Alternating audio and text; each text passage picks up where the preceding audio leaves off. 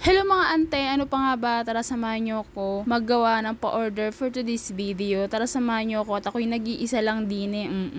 So ayan, tara samahan nyo ako hanggang sa pag-deliver ng aking pa-order for today's video. So tara, umpisa na natin ang ating pa-order nang matapos na tayo ngayong araw sa ating gawain. Sa ibang background tayo guys kasi lumipat nga kami ng mauupahan dahil nga ang aming tahanan for today's video ay ginagawa.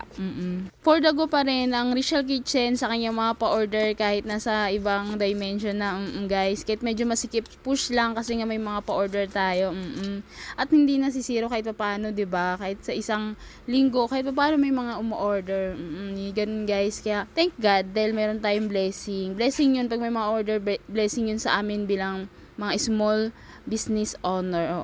At yun na nga, ang order sa akin for today's video ay puto cheese na large. So, ang request sa akin ng customer ay gusto niya maraming cheese. So, meron cheese na nga sa loob at medyo makapal din yung cheese dun sa ibabaw. So, nag-add na lang si customer ng isang buong cheese para dyan sa kanyang pa-order. Mas mahilig talaga siya sa cheese. So, yun na nga, balik tayo dito sa akin niluluto. Ang pinaghalo ko kanina, margarine yan at asukal na puti. So, 1 kilo po itong aking all-purpose flour. Kalahating kilo naman asukal na puti at 3 tablespoon na margarine yun na pinaghalo ko. At pagkatapos nilagay ko na dyan itong aking all-purpose flour na 1 kilo at naglagay na ako ng tubig. So, ganyan lang ang aking paggawa ng puto guys. Kahit nakapikit ako niyang kayang-kaya ko yung gawin. Tansyado ko na yan lahat. Diba? Ang lakas ni Ate Girl. At ayun na nga, nilagyan ko na ng water. Yes, water lang po aking nilalagay dyan. At hindi po ako naglalagay ng gatas. At wala po itong itlog ang aking puto. Yes. Ganyan po ako magawa kahit hindi siya nakarep. Matagal po siya mapanis kasi nga po no egg at no milk itong aking puto. So, gustong matuto po, andyan na po ang aking full na receipt. Meron po akong mga upload niyan guys. So, pag ganyan na ang texture ng ating mixture, okay na yan.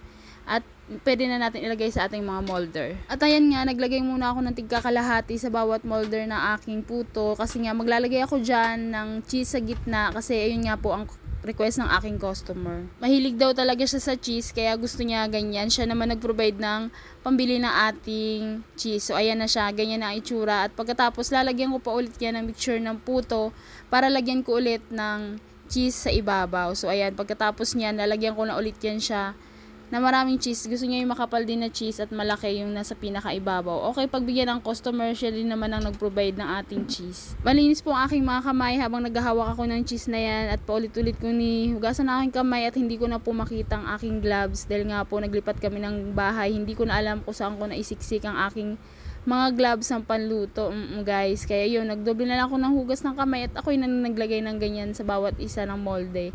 At pagkatapos yan, i-steam ko na yan at ayun na nga, hindi ko na siya na-videohan ng matapos. So, yun lang guys.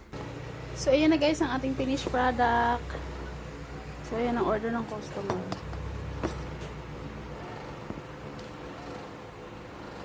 Kanyang hiling ay maraming cheese. So, ayan na siya guys. So, deliver na natin ito. Hindi lang ito sa aking kapitbahay. Delivery po! Hi. Dumating na yung delivery. Nandito. Ay! Lalabas ka, Gosi! Thank you so much.